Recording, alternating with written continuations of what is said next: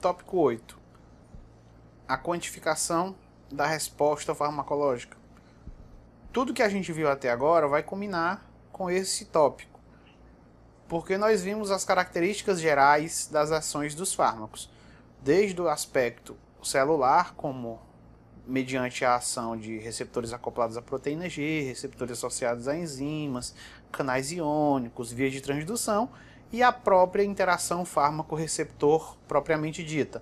Vimos os conceitos de agonistas, antagonistas, todo o espectro agonista neste sentido, e agora a gente vai para o aspecto mais quantitativo. Aquelas relações que eu já havia citado, por exemplo, a resposta farmacológica ela vai aumentando à medida que eu aumento a dose, por exemplo. Então é disso que se trata este último tópico. Aqui um breve conteúdo do programa, como sempre.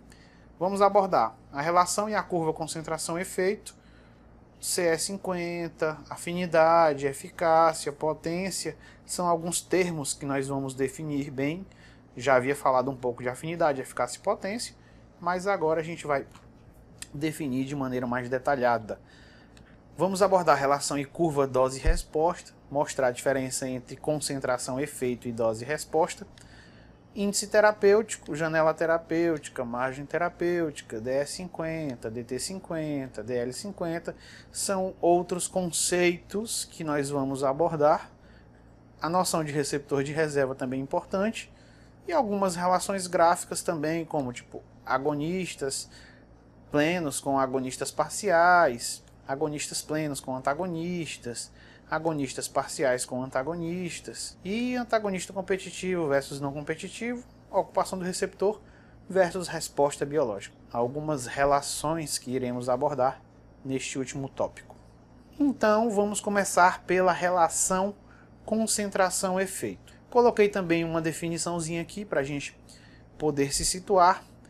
A relação concentração-efeito é uma relação que mostra o aumento do efeito farmacológico com o aumento da concentração do fármaco. Então, nada de novo, nada muito complexo. À medida que eu aumento a dose ou a concentração do fármaco, eu tenho o aumento de um efeito farmacológico. É até uma relação lógica, uma relação esperada e relativamente previsível. Então temos que é uma descrição quantitativa de um efeito do fármaco. X, concentração do fármaco, gera X efeito. 2x gera 2x efeitos, 3x gera 3x efeitos. Será que é uma relação tão linear assim? É isso que a gente vai abordar. A relação concentração-efeito, é importante dizer que ela se dá em células, tecidos ou órgãos isolados. Então, eu tenho uma abordagem que a gente chama in vitro. Eu estou estudando cultura de células, eu estou estudando um tecido isolado, ou eu estou estudando um órgão isolado. Então temos aqui que de animais íntegros são retirados órgãos isolados ou células, e a partir destes órgãos e células eu faço estudos que a gente chama de pré-clínicos, que são em animais, e vejo a resposta farmacológica variando em relação à dose. Eu faço curvas, concentração, efeito. Aí eu tenho potência, eu posso aferir a potência de um fármaco, eu posso deduzir alguns parâmetros, como a gente vai ver. Seria basicamente isso de início. A curva concentração-efeito, não confundir a relação concentração-efeito com a curva concentração-efeito. A curva concentração-efeito é o padrão matemático que eu vou obter.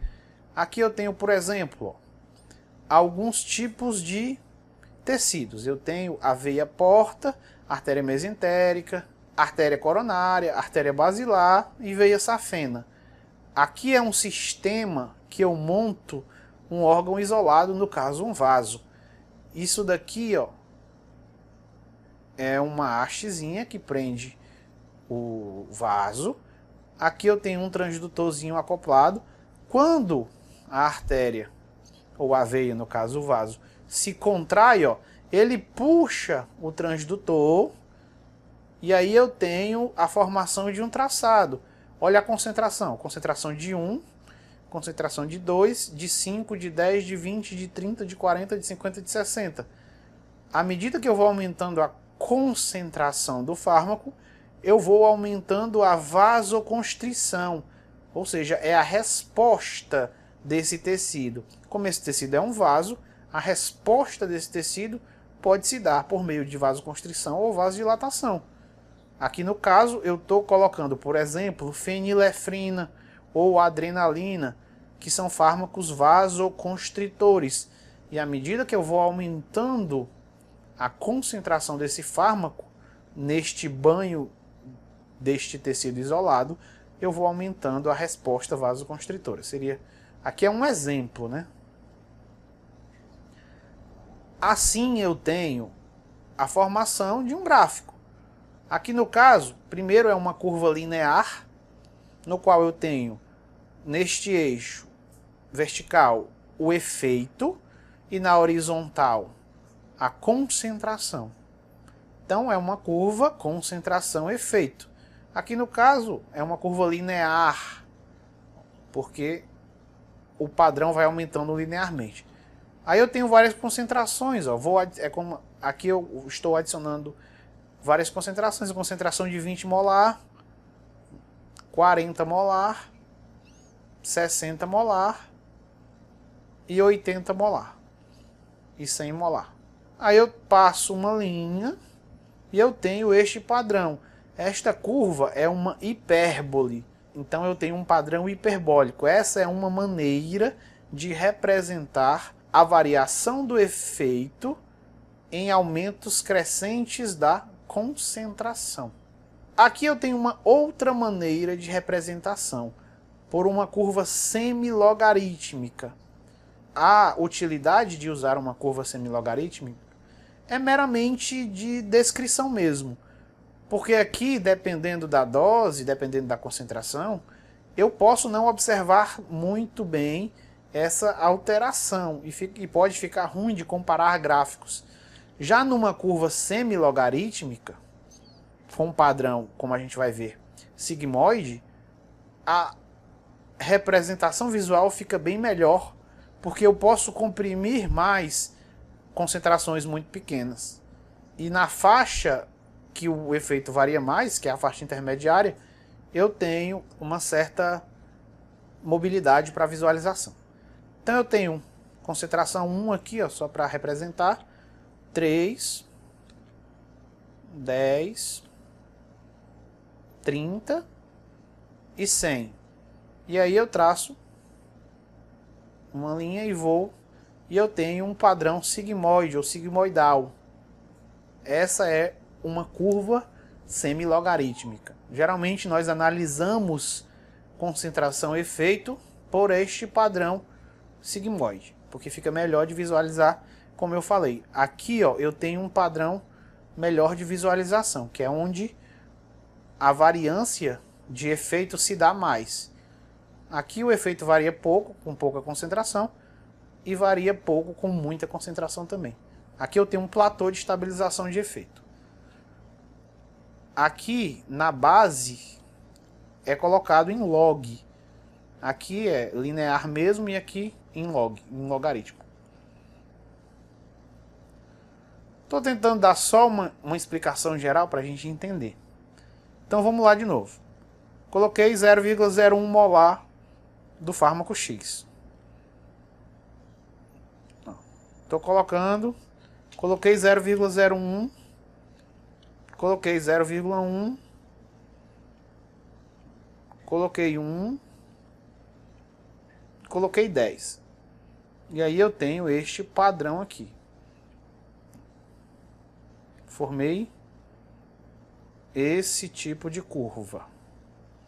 A partir deste tipo de curva, eu posso deduzir certos parâmetros ou certos conceitos. Por exemplo, o conceito de CE50. O que é a CE50? CE50 é a concentração necessária para produzir 50% do efeito máximo. Ou seja, na concentração que eu atingi 50% da minha resposta, ou seja, metade da minha resposta é a CE50. Se minha resposta máxima eu consegui na concentração de 10, a concentração média, que no caso 0,1, porque eu estou trabalhando com logaritmo, é a CE50, é a concentração que eu atingi metade do efeito. Então, se eu atingir 50% do efeito com a concentração de 0,1 molar, essa é a CE50. É a concentração que eu atingi 50% da resposta. E ela é a melhor representação numérica da potência de uma droga. Já já eu vou definir o que é potência e a gente vai entender melhor. Então temos a relação dose-resposta. O conceito é um pouco diferente, mas a essência é a mesma. É uma relação que mostra o aumento da resposta farmacológica com o aumento da dose do fármaco. Lembrando que foi praticamente trocado somente efeito farmacológico lá da primeira por concentração. A passada era concentração-efeito. Essa é dose-resposta. É uma descrição quantitativa da resposta de um fármaco, aqui que está o X da questão, em um ser completo. Dose, o termo dose, nós usamos em organismos completos. Por exemplo, se eu apliquei uma certa, vou chamar de quantidade, se eu apliquei uma quantidade de fármaco num tecido isolado, eu chamo essa quantidade de concentração. Por exemplo, eu coloquei X molar numa aorta, que é um tecido, e eu gerei uma resposta X. Se eu dei uma quantidade para um rato completo, eu chamo de dose. Então, dose é o termo que eu uso quando eu administro o medicamento num ser completo. Concentração é o termo que eu uso quando eu aplico, ou vamos chamar de administrar também, num tecido. Então, se eu coloquei somente na aorta, eu chamo de concentração. Se eu dei para um animal ingerir ou apliquei por via intravenosa, eu chamo de dose. Essa é a diferença. Então eu tenho que esta relação dose-resposta, como eu acabei de falar, se dá em organismos completos. Ou seja, é o que a gente chama de estudos in vivo. In vitro eu uso concentração, efeito. In vivo eu uso dose-resposta. Um exemplo aqui, ó. Postura anormal em camundongos tratados com morfina. Ocorre um fenômeno quando a gente trata camundongos com morfina. Camundongos que recebem morfina, eles apresentam um padrão postural anormal, que é um eriçamento de cauda, ou seja, a cauda deles ficam levantadas. Eles eriçam a cauda, eles elevam a cauda. Aqui tem um camundongo normal, posturazinha normal, e aqui tem um camundongo tratado com morfina. Note que a caudinha dele fica bem eriçada, fica elevada. Então, como é que a gente constrói uma relação dose-resposta em relação a esta resposta? O eriçamento de cauda é uma resposta à morfina. Então, vamos aqui, ó. Se eu pegar, isso aqui é o N, meu N. Eu tenho 10 animais aqui, ó. 1, 2, 3, 4, 5, 6, 7, 8, 9, 10. Na dose 0 de morfina, 0% dos animais apresentam a resposta de elevação de cauda. Ó, pode notar, eu não dei nada, ninguém respondeu. É óbvio. Nesse segundo cenário, eu apliquei X, no caso 2 mg por quilo. E note que 1 de 10 apresentou. Então 10% apresentaram a resposta numa concentração de X. ou 2 miligramas por quilo. Nesse terceiro momento, eu apliquei 5 vezes X, ou seja, 10 miligramas por quilo. E aí eu tive uma resposta de 50%. Ou seja, 5 em 10 apresentaram esta resposta. E aqui eu tenho 10 vezes X, ou seja, 20 miligramas por quilo, 80% apresentaram a resposta. 8 em 10. Aumentei para 50x, 100 miligramas por quilo. 90% apresentaram a resposta. E eu aumentei para 140 miligramas por quilo, 70 vezes a dose inicial de 2 miligramas. Eu tive 100%. Então aqui eu posso traçar uma curva. 0 dose, 0%. X, 10%. 5x, 50%. 10x, 80%. 50x, 90%. 70x, 100%. Esse é um padrão de aumento da resposta com o aumento da dose. E uma coisa interessante, aqui eu teria, se fosse para usar os parâmetros, a chamada DE50. O que é a DE50? É a dose eficaz na qual 50% do meu N, da minha população, apresenta o efeito. Então, com 10 miligramas por quilo, metade dos camundongos que eu tinha apresentaram a resposta. Esta é a minha DE50, nesse caso. Continuando, traçando uma curva daquilo que eu havia falado, eu teria isso. Com 2 eu tenho uma resposta X, com 10 miligramas por quilo eu tenho uma resposta, e aí vou aumentando até chegar na concentração máxima que eu dei. Essa seria a minha curva dose-resposta daquele efeito lá. E a minha CS50, ou melhor dizendo, e a minha DE50 seria de 10, que é a dose no qual 50% apresentou a resposta. Na prática, as curvas dose-resposta apresentam dois tipos de padrões, digamos assim. A primeira a gente pode chamá-la de gradual ou também individual, e ela seria aquela curva que descreve o efeito de várias doses diferentes de um fármaco sobre um indivíduo ou organismo, conhecida também como curva dose-resposta individual. Então ela descreve a resposta, ou melhor, ela descreve a variação da resposta em um indivíduo ou organismo, e dela se pode separar 4 variáveis características. Vamos entender aqui. Na ordenada eu tenho a resposta, na abscissa eu tenho a dose, como sempre. No caso aqui, o log da dose.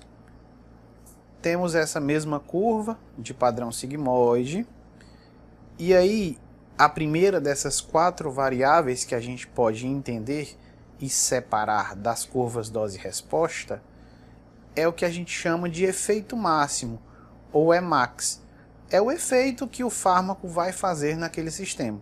Por exemplo, se o efeito aqui fosse, por exemplo, vasodilatação, a gente teria aqui uma resposta de 100% de vasodilatação. Este fármaco, ele causa este efeito máximo, ele tem um teto de ação. Seria o efeito maior, ou a resposta maior, por este receptor desse fármaco. O segundo é o que a gente chama de DE50. A DE50 é aquela dose em que eu tenho 50% da resposta. Lembrando que eu estou falando de uma curva gradual. Então eu estou dando várias doses diferentes no mesmo indivíduo e estou vendo a resposta. Se essa resposta fosse, como eu falei, vasodilatação, eu dou a dose 1, eu tenho X vasodilatação. Eu dou 3, eu tenho Y, e assim vai. Na dose que eu tenho 50% da vasodilatação total é o que eu chamo da DS50. E ela é uma medida da potência, que é a segunda variável que a gente pode entender. A potência é a concentração ou a dose necessária para produzir um efeito. Aqui no caso a gente estipula que é 50% do efeito para padronizar. Então a DS50 praticamente vira sinônimo de potência, que é a dose necessária para produzir aquele determinado efeito. Como a gente vai ver, está muito relacionado com a afinidade do fármaco. A terceira variável seria a inclinação desta curva. A inclinação desta curva representa a margem que as doses podem causar um efeito entre si. Por exemplo, se a dose X ela causa uma sedação Y. Suponhamos, eu tenho uma dose X que causa uma resposta, vamos chamar essa resposta de sedação.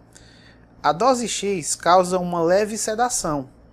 2x já causa forte sedação. E 3x já causa uma sedação severa. Então, a margem entre as doses que causam uma resposta é pequena. Quer dizer que essa curva ela é muito íngreme. E aí você tem uma tendência a uma toxicidade. Porque com uma dose eu causo uma leve sedação. Com o dobro dessa dose eu já causo uma sedação muito leve. E com o triplo dessa dose eu posso causar uma sedação que dê um coma, que dê um efeito tóxico, por exemplo. Então a inclinação é uma forma de representação da segurança também, assim como o índice terapêutico, que a gente vai ver lá para frente. Então a inclinação seria isso, essa margem entre as doses de causar uma resposta grande. Assim, as drogas que têm curvas dose e resposta íngremes, elas são muito mais difíceis de usar, porque como eu tinha falado, um pequeno aumento da dose já pode levar a uma toxicidade. Então isso reflete um pouco da segurança da droga. E o último é a variabilidade. A variabilidade é a resposta que varia entre os diferentes indivíduos. Por exemplo, eu tomo 10 miligramas de um medicamento e eu tenho uma resposta X. Eu posso daqui a 10 horas tomar essas mesmas 10 miligramas e eu não necessariamente vou ter o mesmo efeito. Até porque o efeito final, a resposta, ela obedece a algumas variáveis, desde o ponto de vista farmacocinético ao ponto de vista farmacodinâmico. E a própria susceptibilidade individual da pessoa altera.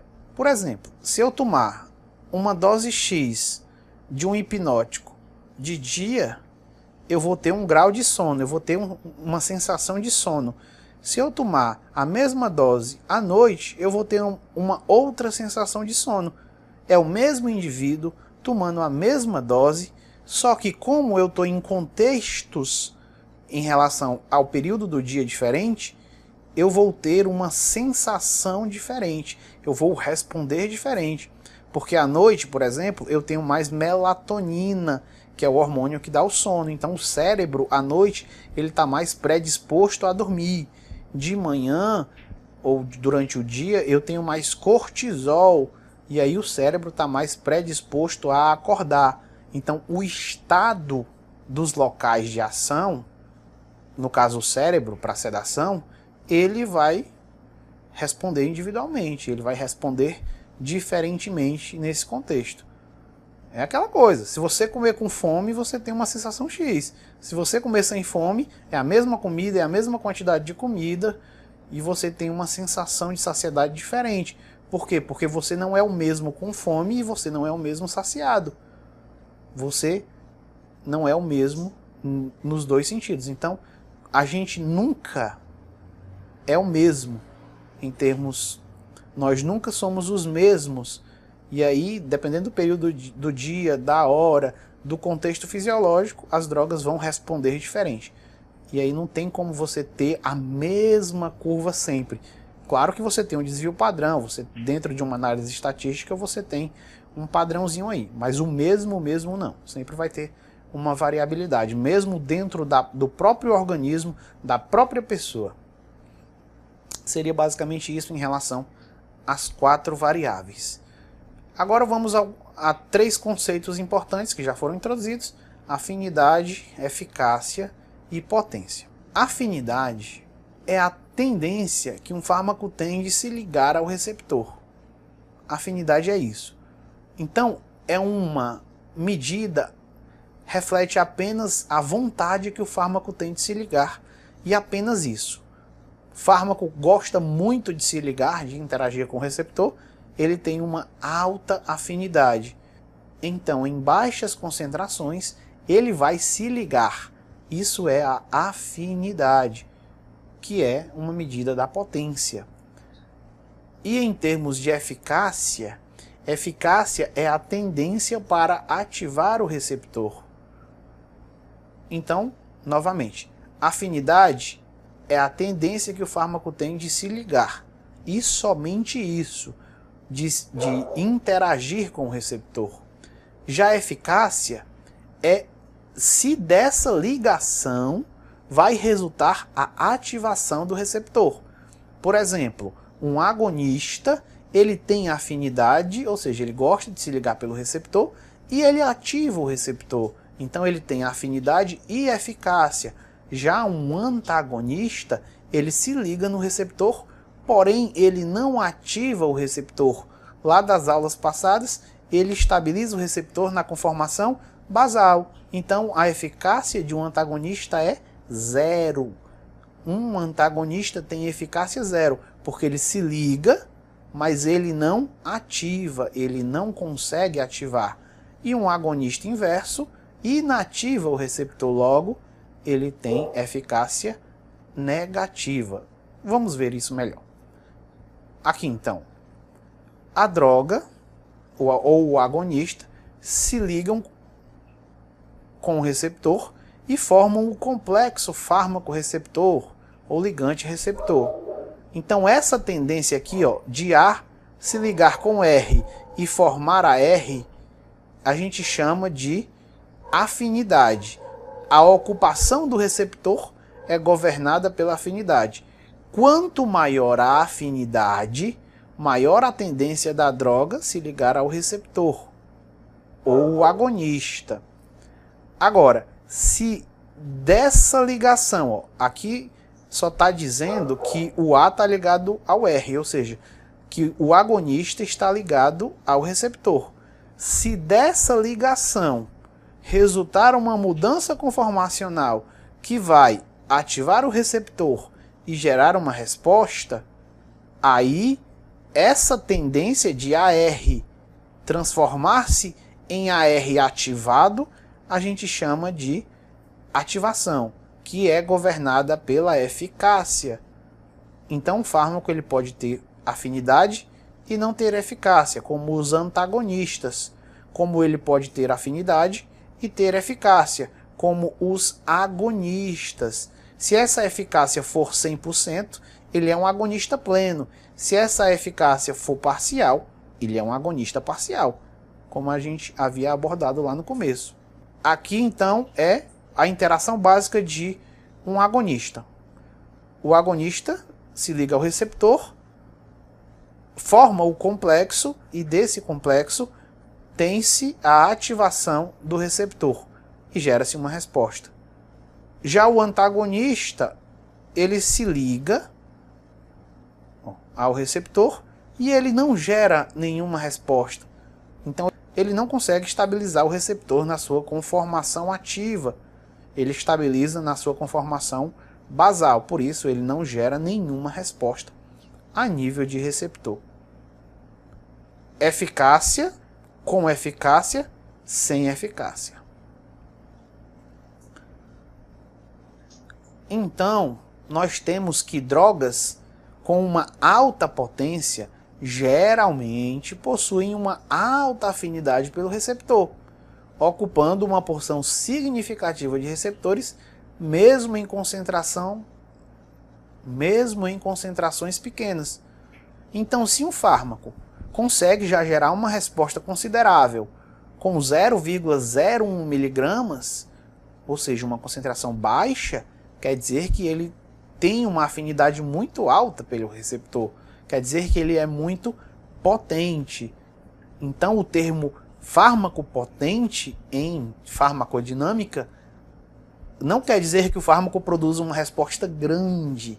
Não. Quer dizer que este fármaco em baixas concentrações já consegue produzir uma resposta. Não necessariamente grande. O fármaco ele pode ser muito eficaz, mas ele pode ser pouco potente. Já já a gente vai abordar isso daqui. Então, a eficácia serve para indicar a capacidade da mudança conformacional resultante da ligação do fármaco em ativar o receptor acima da atividade constitutiva dele, ou seja, indicar o efeito alcançado pelo fármaco, o que eu havia falado. A potência mede a afinidade pelo receptor. A eficácia mede a capacidade do fármaco em ativar o receptor. Novamente, os agonistas têm eficácia, os antagonistas não têm. E aí a gente tem este panorama. Eu tenho o agonista pleno, ele tem o que a gente chama de eficácia máxima. Por que que um agonista pleno tem eficácia máxima? Porque ele promove uma ativação máxima do receptor. Logo, ele terá uma resposta máxima, uma ativação máxima. O agonista parcial, ele tem uma eficácia submáxima. Por que que um agonista parcial tem uma eficácia submáxima? Porque ele promove uma ativação submáxima do receptor. A conformação que o agonista pleno gera no receptor promove uma ativação máxima dele. A conformação que o agonista parcial promove no receptor gera uma ativação submáxima dele. E assim, com uma ativação submáxima, eu tenho uma resposta submáxima, mas ainda é ativação. É uma ativação parcial, mas é uma ativação. O antagonista, ele tem eficácia zero, ou ele não tem eficácia. Por que que ele não tem eficácia? Porque ele mantém o receptor na sua atividade constitutiva. Ele estabiliza o receptor naquela conformação idêntica a que o receptor tem na ausência do ligante. Literalmente, ele se liga e não faz nada. É como se ele só realmente bloqueasse o receptor, chegasse e travasse o receptor do jeito que ele está. É basicamente isso. E, consequentemente, se eu não tenho ativação do receptor, eu tenho ausência de resposta. A gente chama isso de constitutividade, ou ativação constitutiva. E em relação ao agonista inverso, disse que ele tem eficácia negativa. Por que que um agonista inverso tem eficácia negativa? Porque ele promove uma diminuição da atividade constitutiva do receptor. Ou seja, na ausência do ligante, o receptor gerava uma respostinha baixinha, mas tinha uma resposta lá. Quando o agonista inverso vem, ele se liga no receptor, causa uma mudança conformacional que diminui aquela atividade pré-existente. Então, o agonista inverso tem uma resposta menor que a constitutiva. A gente poderia chamar ela de inativação. Novamente, o antagonista não inativa nada, ele mantém como está. Quem inativa é o agonista inverso. Não esquecer dessa diferença. Então vamos aqui para o gráfico. A gente tem o fármaco A e o fármaco B. O fármaco A seria esse daqui, ó, azulzinho, apesar de estar vermelho aqui, mas o vermelho se refere a essa cor aqui. e o pretinho aqui, ó. B é o da direita, A é o da esquerda. Nós temos para o fármaco A o Emax A, o DE50A e para o B, respectivamente. Resposta sobre a dose. Neste primeiro contexto aqui, a gente tem, se a gente observar, eu não coloquei valores aqui, mas se a gente fosse chutar, essa escala é crescente. Então aqui seria, por exemplo, 3 e aqui 10.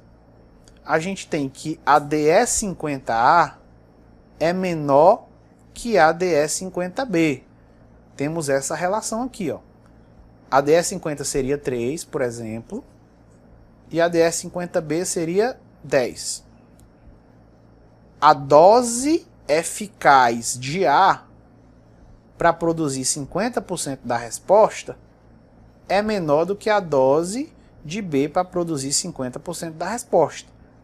Logo, a potência de A é maior do que a de B. Eu havia dito que a dose necessária de A para produzir 50% do efeito é menor do que a de B. Ou seja, A precisa de 3 miligramas para produzir 50% da resposta. Já B precisa de 10 miligramas. Então, A é mais potente do que B. Vamos para a Emax. A Emax de A chega aqui no valor de 100. A Emax de B também chega numa dose diferente, mas ambas chegam no mesmo teto, no mesmo efeito. Então diz-se que Emax de A é igual a Emax de B, porque de fato são. A resposta aqui, ó, ambas atingem 100%. Então a gente diz que a eficácia de A é igual à eficácia de B. Esses dois fármacos são igualmente eficazes. O fármaco A é igualmente eficaz ao fármaco B. Por exemplo, eficaz em qual sentido? Se o fármaco A fosse um analgésico e o fármaco B também fosse um analgésico, ambos causariam o mesmo grau de analgesia. Só que o fármaco A conseguiria chegar nesse grau de analgesia com uma dose bem menor do que o fármaco B. Então isso diz o quê? Que o fármaco A tem a mesma eficácia de B, porém o fármaco A é mais potente do que o fármaco B, porque ele consegue chegar no mesmo efeito com uma dose menor. Isso é ser mais potente. Coloquei um textinho aqui também para ajudar. Ó, como a dose para produzir metade do efeito de A é menor que a de B, a potência de A é maior.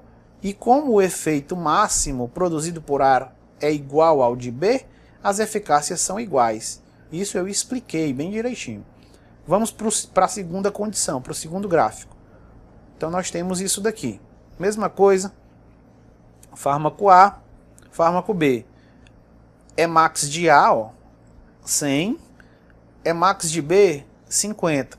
Já temos Emaxes diferentes, ou seja, concentração, o efeito máximo, nós já temos efeitos máximos diferentes aqui. O Emax é bem maior, 100% de A, e o Emax de B é apenas 50%. A DE de A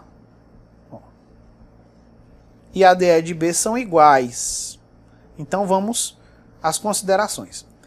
Se a DE50 de A é igual a DE50 de B, ou seja, a concentração de A para produzir 50% do efeito é igual à concentração de B para produzir 50% do efeito. Aqui no caso é o 50% do efeito de B, né? E aqui é 50% do efeito de A. É 50% do efeito, não importa se o efeito de A é bem maior ou se o efeito de B é um pouco menor. O que a gente está comparando é concentração para produção de efeito, de um dado efeito, no caso de 50% do efeito. Então, a DE de B é igual a DE de A, ou seja, a mesma concentração para produzir metade do efeito de B é a mesma concentração para produzir metade do efeito de A. Isso quer dizer que a potência de A é igual à potência de B. Ou seja, ambos produzem com a mesma concentração metade do seu efeito máximo. Então, eles são igualmente potentes. Em relação ao Emax, temos o Emax de A e o Emax de B. Notoriamente, a gente pode ver que o Emax de A é maior do que o Emax de B.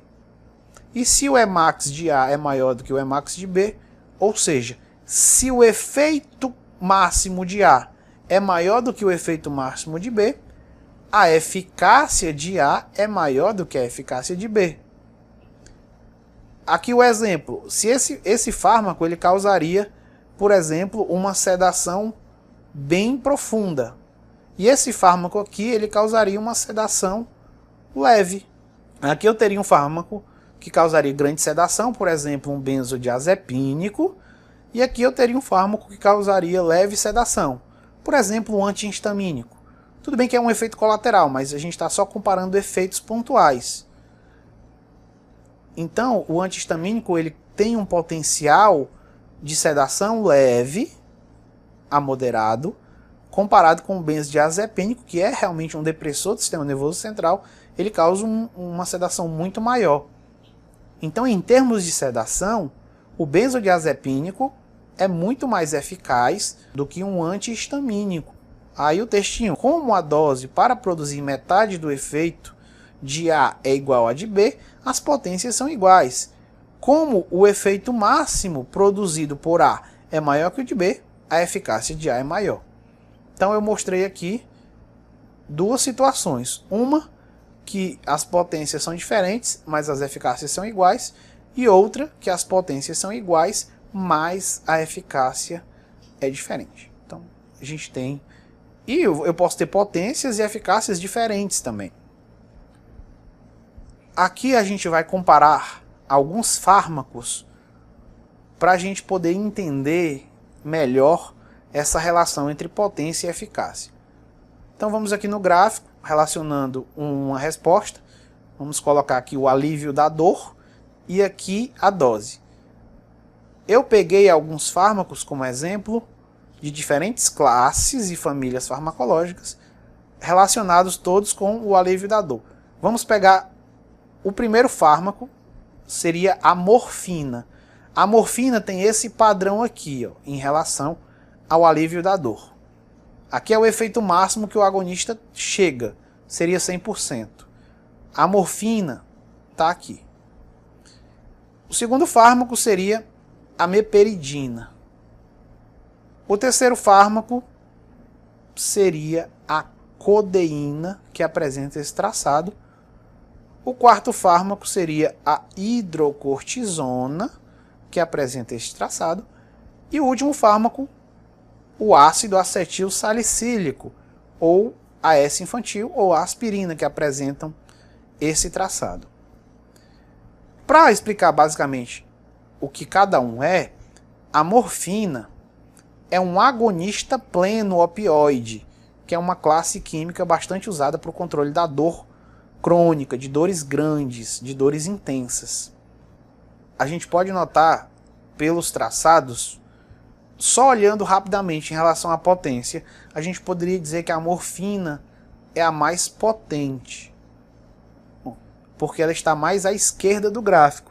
E estar mais à esquerda do gráfico quer dizer o seguinte, que ela precisa de uma menor dose para produzir o certo efeito. No caso, o alívio da dor. Quer dizer que ela precisa de uma menor dose para aliviar a dor. E isso é uma medida da potência. Então a morfina seria a mais potente, meperidina um pouco menos potente, codeína um pouco menos potente, hidrocortisona menos potente e o AS bem menos potente. Então vamos explicar um pouquinho de cada um. A morfina é um agonista pleno opioide.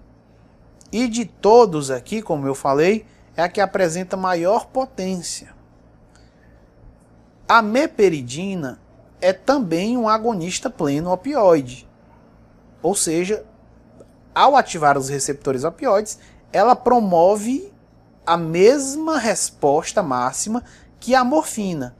Porém, ela tem uma menor potência em relação à morfina, porque ela precisa de uma maior concentração para produzir o mesmo efeito.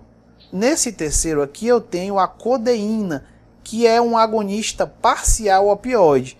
Também é um agonista opioide, porém é parcial. Logo, além dela ter menor potência, ela tem menor eficácia, porque ela é um agonista parcial. O teto máximo do efeito dela não chega na morfina e nem na meperidina. Então ela, por ser um agonista parcial, ela tem menor eficácia. E por ter menor afinidade nos receptores opioides, ela tem menor potência. A hidrocortisona já não é mais um opioide. Ela é um anti-inflamatório do tipo corticoide. Ela é um corticoide.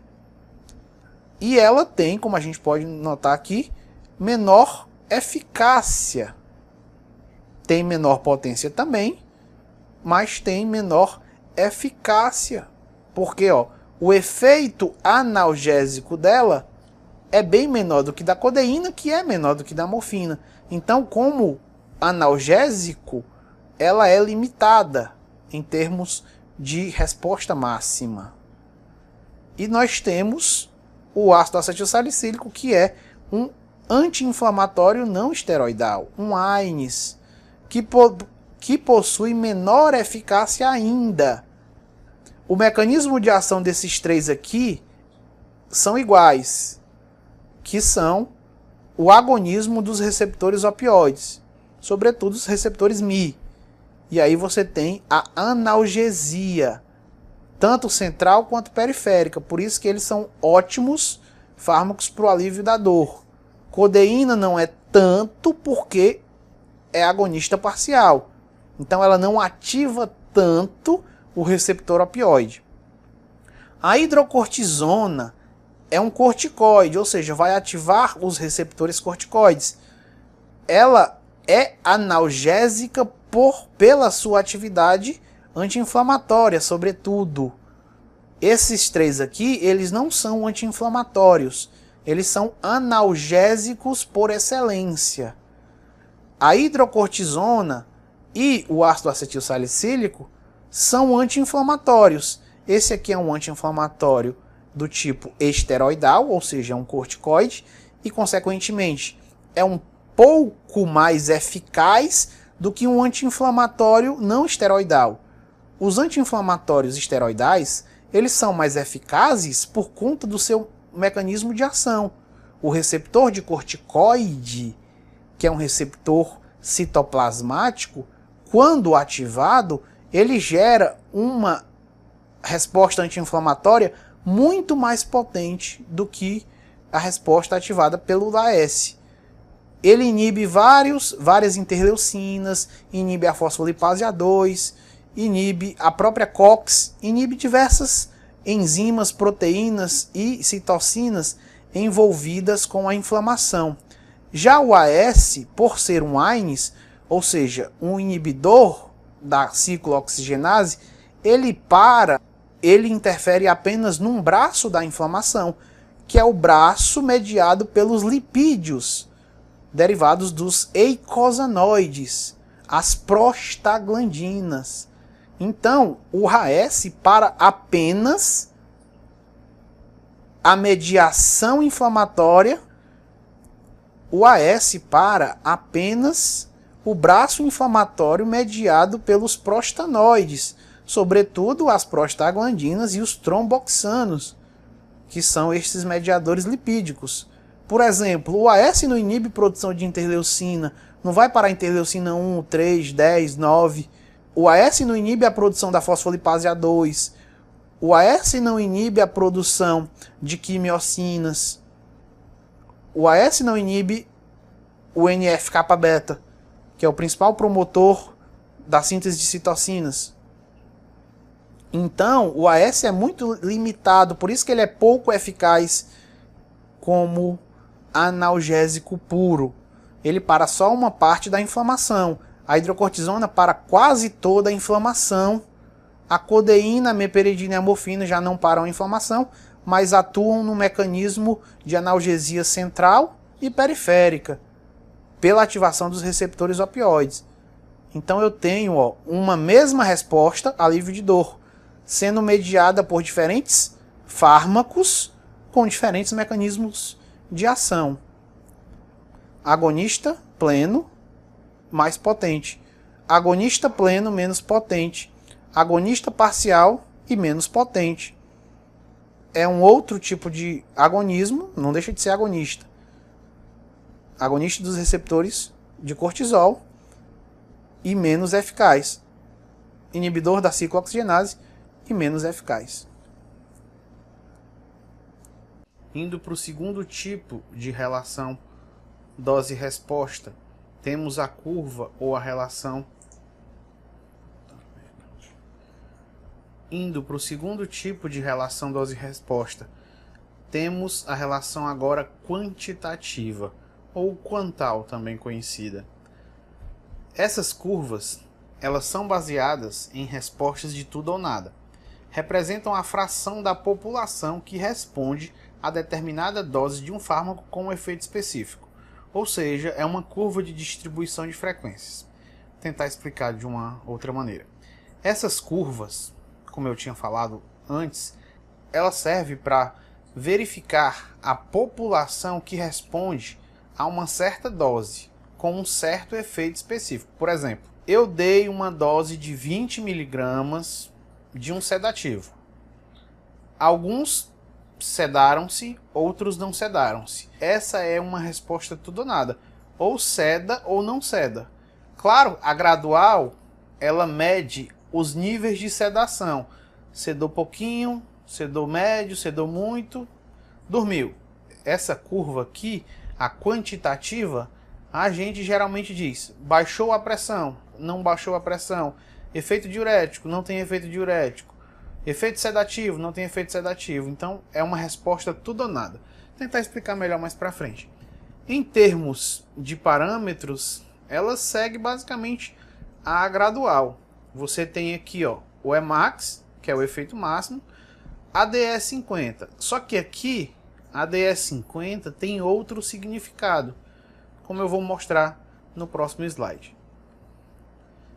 Então temos aqui, em relação às curvas quantitativas, a gente tem três novos conceitos: DS50, DT50, DL50. Vamos aqui devagarzinho para tentar entender. Aqui na ordenada nós temos a porcentagem do efeito cumulativo e na abscissa nós temos a dose. Então é uma curva, são curvas, dose, resposta, ou dose, efeito. Vamos lá. A gente tem um efeito X aqui, vamos chamar esse efeito de efeito terapêutico.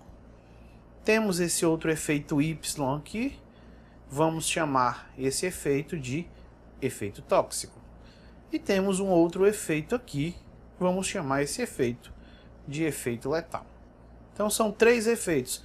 Obviamente que um fármaco ele tem vários efeitos, incluindo vários efeitos terapêuticos e incluindo vários efeitos tóxicos. Efeito letal realmente só tem um, porque só se morre uma vez. Mas efeitos terapêuticos, ele pode ter, por exemplo, sedação, um efeito terapêutico, ansiólise, outro efeito terapêutico, analgesia, um outro efeito terapêutico. E efeito tóxico, você pode ter irritação gástrica, você pode ter coma, você pode ter depressão respiratória, você pode ter gota, você pode ter diversos, hipotensão. Um fármaco ele tem diversos efeitos. Então, para cada efeito eu tenho uma curva. Aqui eu coloquei três efeitos. Efeito terapêutico, que eu não determinei qual. Efeito tóxico, também não determinei qual. E efeito letal. Vamos continuando. Aí só para traçar aqui o nível de 50% e o nível de 100%, para a gente conseguir identificar. Então, o que seria DE50? A DE50 é a dose em que 50% dos indivíduos apresentam a resposta terapêutica do fármaco. Então eu dei 50 miligramas. Suponhamos que eu dei 50 miligramas desse fármaco. E eu tinha uma população de 100 pessoas. 50 pessoas responderam com o efeito que eu queria. Sei lá, no caso, novamente, a sedação. Então, a DE50 é essa dose em que 50% dos indivíduos apresentam essa resposta terapêutica a um fármaco. Essa é a definição de DE50 nas curvas quantitativas. Continuando, a DT50 ela segue basicamente o mesmo raciocínio. Então, ela seria a dose que 50% dos indivíduos exibem a resposta tóxica. Então, DT50 e DE50, em essência, são a mesma coisa. Só que a DE50 é para o efeito terapêutico. E a DT50 é para o efeito tóxico, a resposta tóxica. E também temos a DL50, que segue o mesmo propósito. Então, ela é a dose em que 50% dos indivíduos morrem. Eu estou falando indivíduo, mas obviamente que essas doses elas são atestadas em animais. Então, são os animais. Aqui são as distribuições de frequência. E nós temos basicamente então essa explicação. DE50, DT50 e DL50, que são as doses em que 50% dos indivíduos respondem ou terapeuticamente, ou a um efeito tóxico, ou morrem. Temos um parâmetro farmacodinâmico muito importante que é o chamado índice terapêutico. O índice terapêutico, como a gente vai ver, é uma medida da segurança do fármaco. Então temos novamente aqui, ó, resposta pela dose. Aí nós temos uma curva básica para o efeito terapêutico. Está aqui ela. E nós temos uma curva básica para o efeito letal. Poderia ser tóxico também. Mas coloquei aqui o letal. E aí temos aqui 50% de resposta. Aqui, ó, nós temos a DE50. E nós temos aqui a DL50. O índice terapêutico, ele é a relação entre a dose que mata 50% sobre a dose eficaz que 50% da população responde. Então, o índice terapêutico é essa relação DL50 sobre DS50. Obviamente que essa DL podia ser DT. Geralmente a gente pega a DL50 e a DS50. Então, é um indicador da segurança do fármaco. É uma proporção entre o efeito letal ou tóxico e o efeito terapêutico. Só que o índice terapêutico ele não leva em consideração a inclinação da curva. Então, se essa inclinação fosse menos íngreme, o efeito terapêutico ele poderia se superpor um pouco sobre o efeito letal e a proporção entre a DL50 e a DS50 não iria se alterar tanto. Então, para isso, nós temos um outro índice que é chamado de margem terapêutica. Ele relaciona a DL1 com a DE99. A DL1 seria a menor dose que gera o primeiro efeito tóxico ou letal em 1%. Já a DE99 seria a última dose eficaz. Então eu tenho essa margem aqui, ó, que ela é muito mais, em termos de praticidade, é muito mais efetiva na predição da segurança. Ela é chamada de margem de segurança. É a separação entre a primeira dose que produz o efeito letal e a máxima dose que produz o efeito terapêutico. Seria basicamente isso, a margem de segurança. E aí nós temos a janela terapêutica. A janela terapêutica, ela segue o índice terapêutico. Novamente, duas curvas aqui, ó. Resposta terapêutica, no caso, por exemplo, a sedação. E uma outra curva mostrando um efeito tóxico, por exemplo, o coma. Essa região aqui, a gente chama ela de janela terapêutica, que nada mais é do que a faixa de concentração do fármaco que vai se situar entre a concentração mínima efetiva, que é a que causa efeito mínimo terapêutico, e a concentração máxima tolerada, que é a que causa efeito tóxico mínimo. Então, essa região aqui, ela é a chamada janela terapêutica. Então, nós temos a CME e a CMT. A janela terapêutica é justamente essa proporção da concentração máxima tolerada pela concentração mínima efetiva. Note que, em essência, ela é muito semelhante à margem de segurança lá, que eu havia falado. Uma outra forma da gente mostrar a janela terapêutica, aqui só para ficar um pouco mais claro se ainda não está, nós temos concentração mínima efetiva, nós temos a concentração máxima tolerada e aqui uma curva normal. A fase de absorção, a droga foi absorvida, tem o seu pico plasmático e aí vai reduzindo a sua concentração. Note que a concentração plasmática vai subindo, até chegar num certo valor de concentração plasmática que eu vou ter o início do efeito terapêutico. E a concentração vai aumentando até um certo valor. Se a concentração continuar aumentando desenfreadamente, ela passa o limiar da concentração máxima tolerada e aí começa a produzir efeitos tóxicos. Então a concentração, para ficar dentro da janela terapêutica,